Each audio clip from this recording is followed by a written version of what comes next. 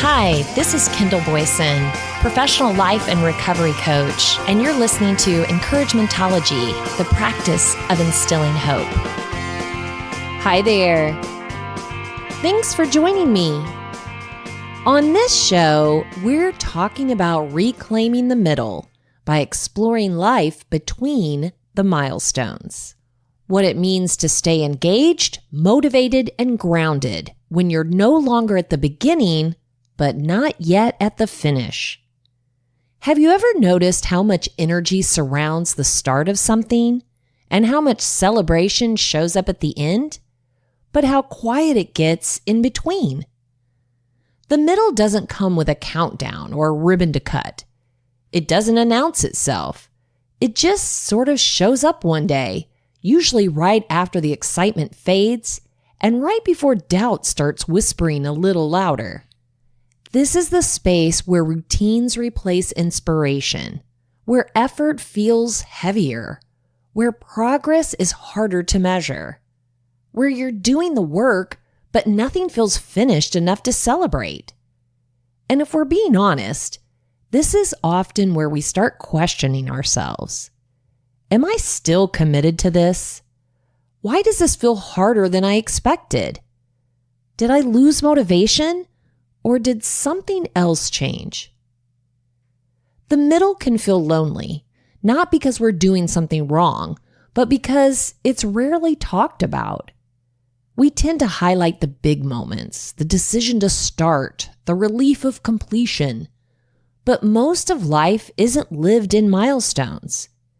It's lived in the stretch between them. The middle is where habits are tested, where identity quietly shifts, where discomfort asks you to pay attention instead of power through. And yet, so many of us treat the middle like a problem to fix instead of a season to understand.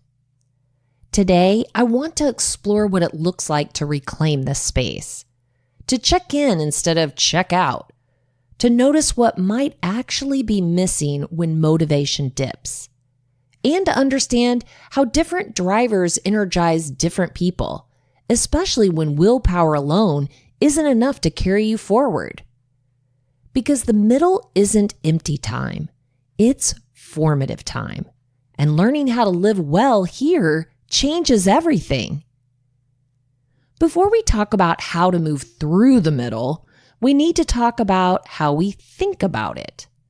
Most of us treat the middle like evidence that something isn't working, evidence that we've lost momentum or that we're doing it wrong. But the middle isn't a problem, it's just a phase. At the beginning, everything feels possible, right? You have vision, energy, momentum. You can imagine yourself on the other side. At the end, there's clarity, relief, closure, and proof. The middle doesn't offer either of those. It offers repetition, uncertainty, ordinary days that look a lot like the day before. And that's exactly why it feels so uncomfortable. The middle asks for consistency without applause. And here's what often happens. When the excitement wears off, we assume the motivation is gone. We might label ourselves as undisciplined. We start questioning our commitment instead of questioning our expectations. But motivation was never meant to carry you the whole way. Motivation just gets you started. Support sustains you. The middle is where habits take over for hype, where identity begins to shift quietly, long before results show up. It's where growth is happening even if nothing feels different yet. Think about any meaningful change you've made in your life. It probably didn't happen in one dramatic moment. It happened through a series of small, repeated choices that didn't feel impressive at the time. The middle is where those choices live. And because it's not glamorous, we're tempted to rush through it or escape it. We distract ourselves, we add pressure, we look for shortcuts, or we give up quietly, telling ourselves, we'll come back later. But here's the reframe that matters. Struggle in the middle doesn't mean you chose the wrong goal. It means the work has shifted.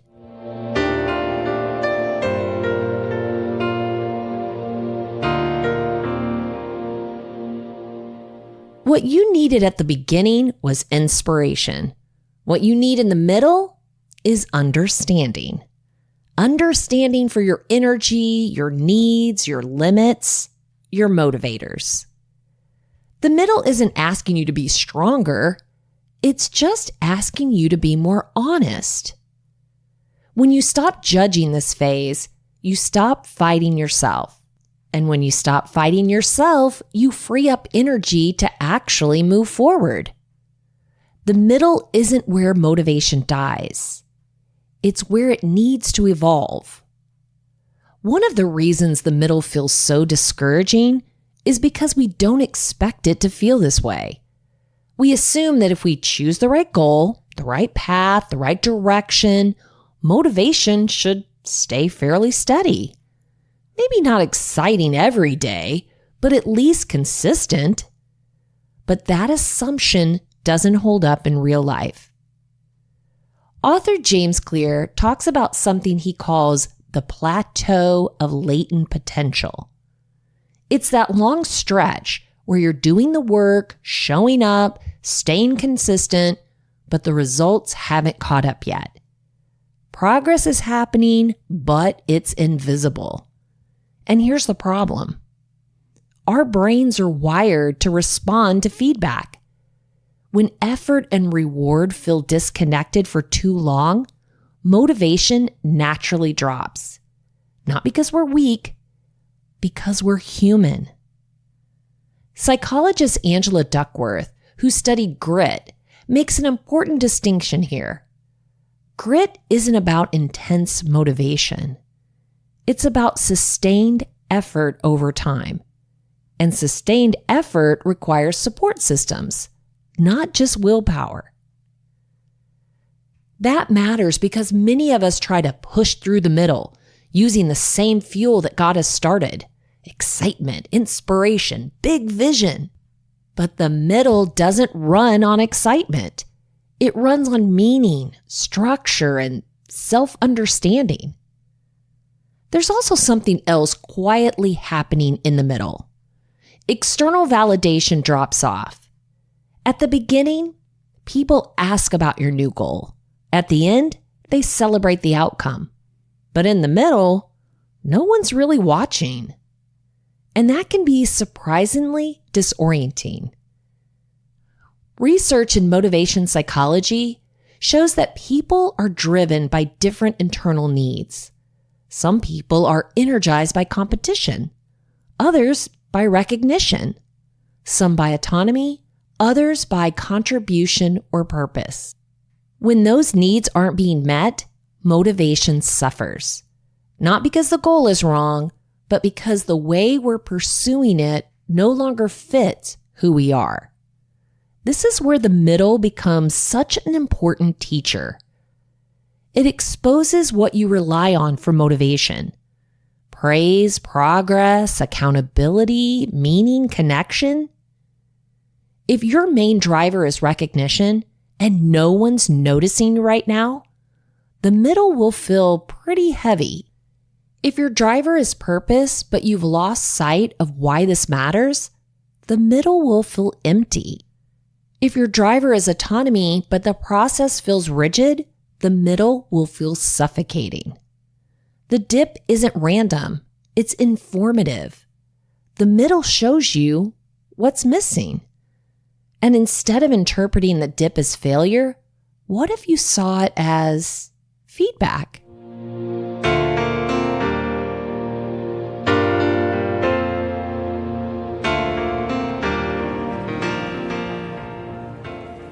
Not feedback about your worth or discipline, but feedback about your alignment. The middle isn't asking you to quit. It's asking you to adjust how you're carrying the weight. Most people don't stall because of the lack of motivation. They stall because they don't know how to support themselves once the novelty fades. And that's what we're talking about today. Learning how to recognize what the middle is asking for, instead of assuming it's asking for more grit, more pressure, or more self-criticism. Because when you understand why the middle feels hard, you stop personalizing it. And that changes everything. Let's pause here and do a check-in together. Not the kind you rush through, not the kind you answer with what you should be feeling. Just an honest moment of noticing. Will you give me that? I want you to think about something you're currently in the middle of.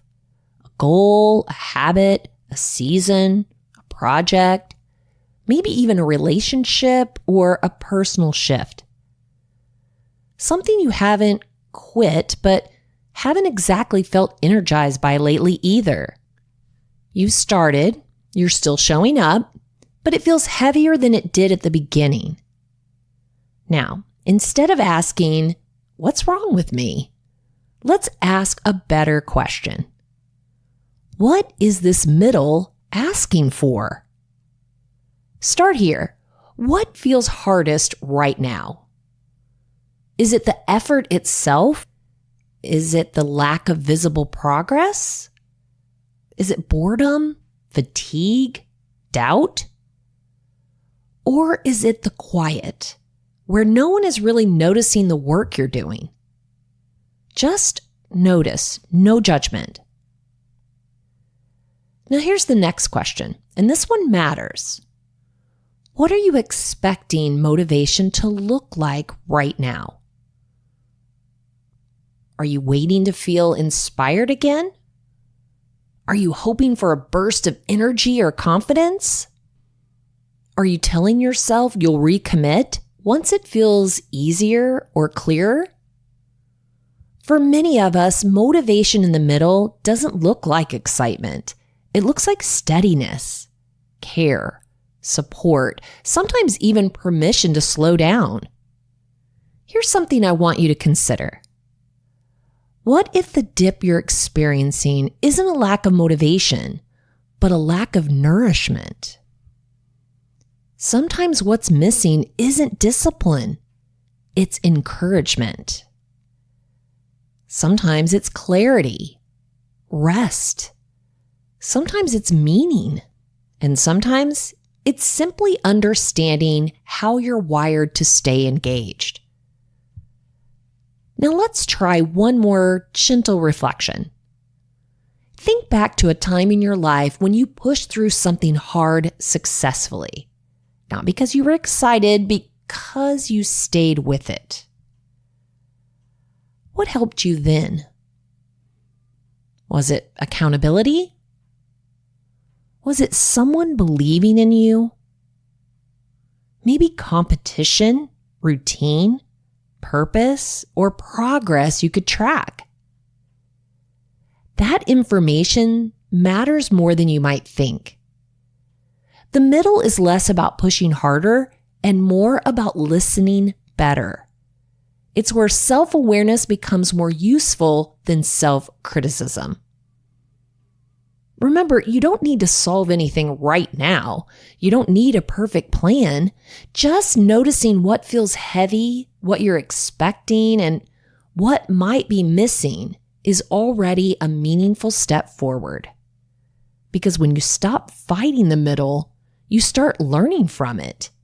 And that's where momentum quietly begins to return.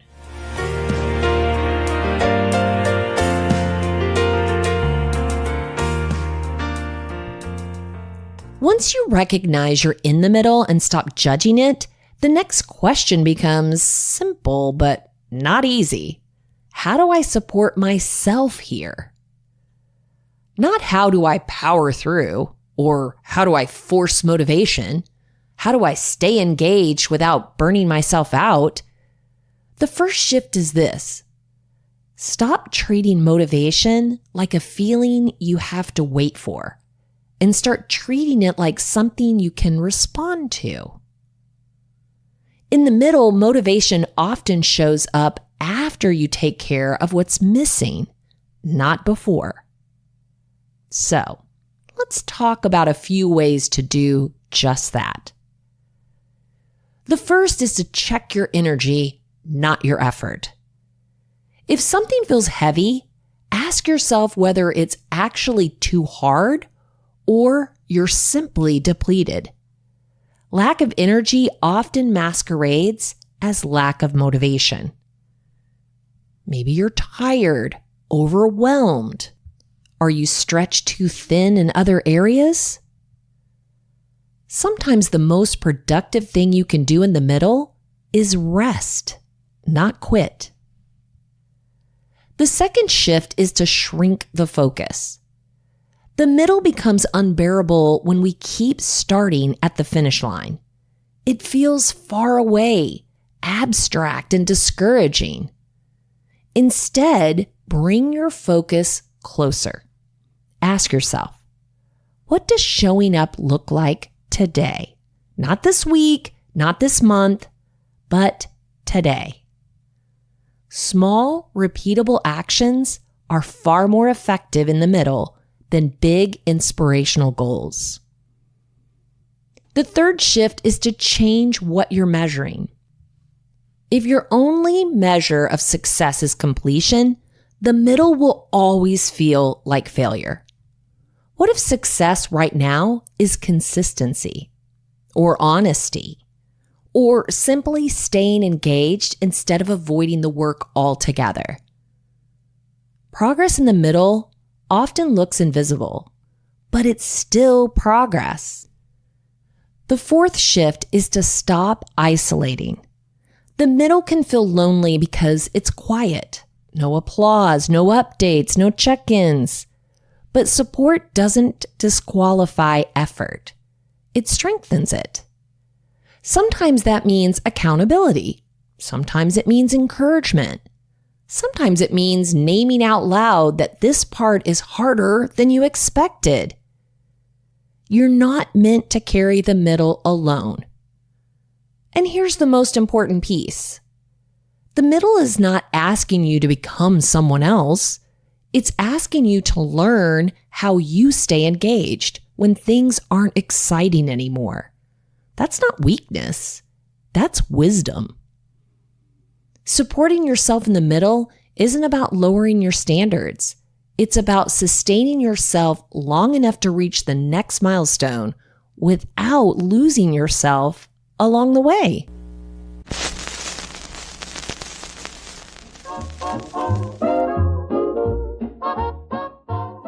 The A side is the familiar story we all know, but the B side, that's where the deeper tracks live.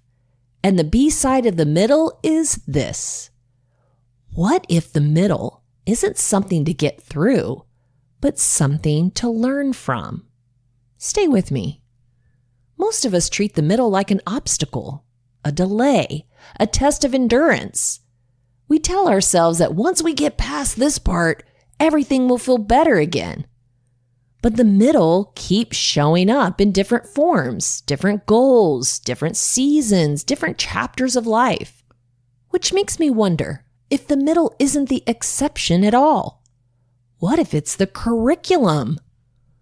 The middle is where external rewards fade and internal drivers get exposed.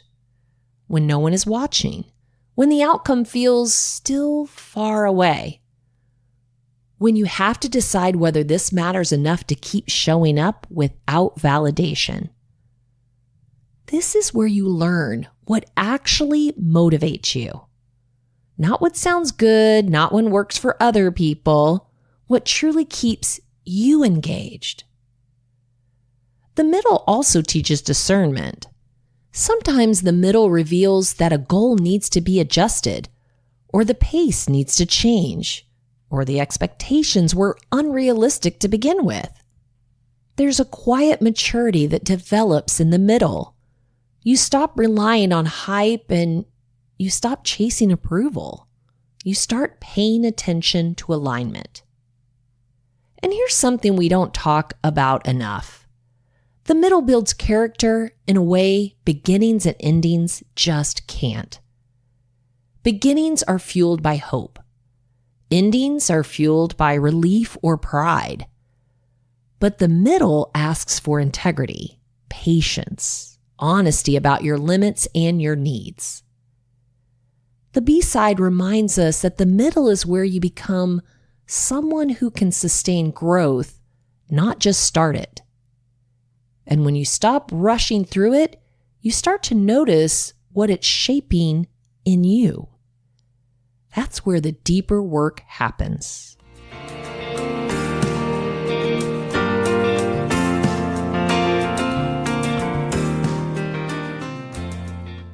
There's a story I've always loved about a traveler walking a long road between two cities. At the start of the journey, the road is exciting. There are signs pointing toward the destination. Other travelers are heading the same way. Plenty of encouragement. The traveler feels confident and energized, certain they made the right choice. At the end of the road, there's a celebration, arrival, proof that the effort mattered. But the middle of the road is different. The scenery doesn't change much. The signs are fewer and further between. The road stretches on without much feedback. Some days feel productive, but others feel slow and repetitive. The traveler starts wondering if they've missed a turn or underestimated the distance altogether. At one point, the traveler stops and even considers turning back. Not because the destination isn't worth it, but because the middle feels endless. Then an older traveler comes along and sits beside them. The younger traveler says, "I thought I'd be farther along by now." The older traveler smiles and says, "You're exactly where the road does its work.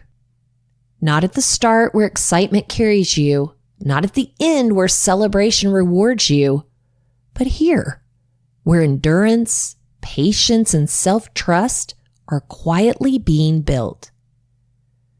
The younger traveler looks around and realizes something important. The road hasn't disappeared. Progress hasn't stopped. It's just not obvious. The middle wasn't a mistake. It was the path. The moral of the story is simple. The middle doesn't always feel meaningful while you're in it, but it's often the part that shapes you the most. Just because the journey feels quiet doesn't mean nothing is happening. Sometimes the road is doing its work on you, even when you can't see the destination yet. Before we move toward wrapping it up, I want to slow it down for just a moment and invite you to turn inward. If this conversation about the middle is resonating with you, I created a 5-day journaling companion that goes deeper into this exact season. It's designed to help you explore where you are, what you need, and what actually motivates you when excitement fades. You can download it if you want to continue this work beyond today. For now, let's start with a few simple reflections. You don't need perfect answers. You don't need to solve anything. Just notice what comes up.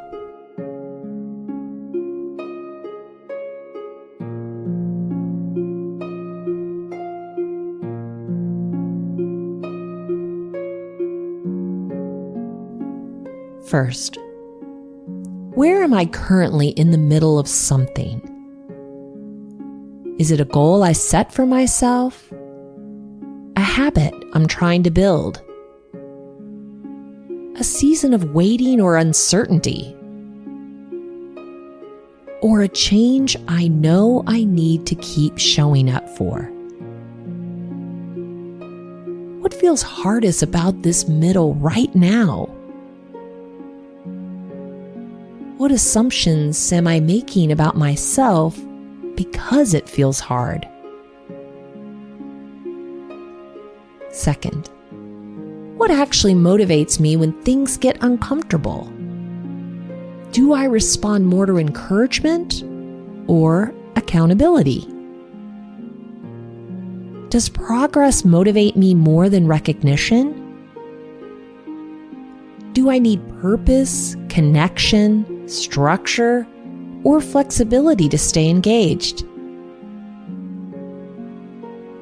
When have I pushed through something before, and what helped me then? Third, what might I be missing in this season that I haven't named yet?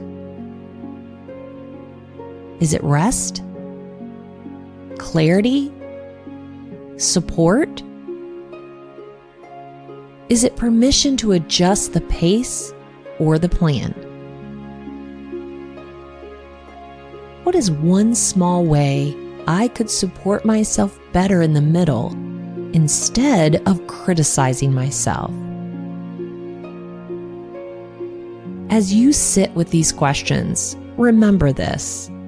The goal of reflection isn't to judge where you are.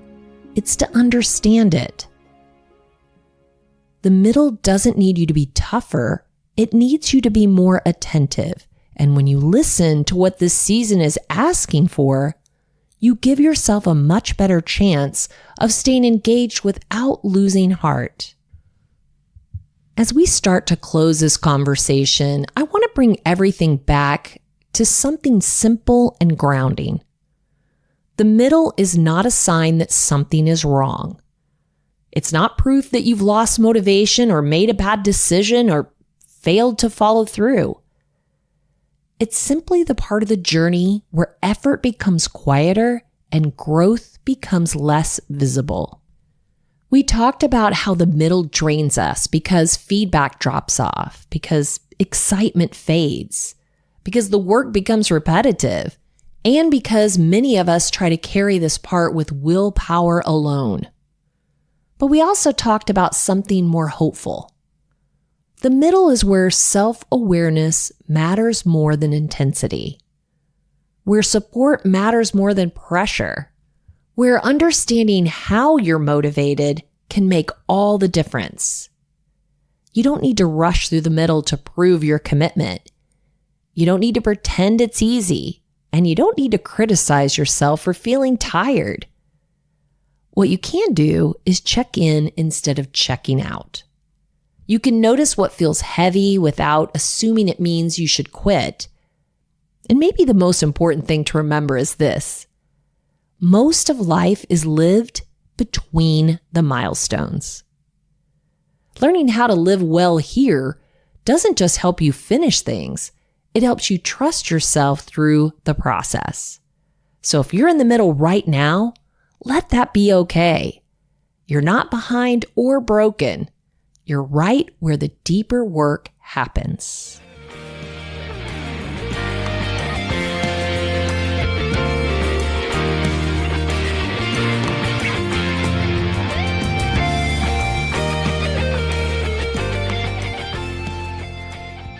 If you want to share encouragementology with a friend who needs to know they're not alone in this journey of self-discovery, you can visit encouragementology.com or anywhere you stream your content to receive this episode and all others. Check out the show notes for the 5-Day Journaling Companion and follow us on Facebook and Instagram for additional encouragement throughout the week. So I challenge you, stop treating the middle like something to survive and start treating it like something to understand. Take one honest check-in this week and ask yourself what you're missing, what truly motivates you, and how you can support yourself instead of pushing harder. Stay engaged, stay curious, and trust that this part of the journey is shaping you in ways you can't even see yet. I know you can do it. Thank you for listening to Encouragementology with Kendall Boyson, where we find positive ways to handle some of life's challenges. I stumbled through until the path was clear. That's when I found you. and how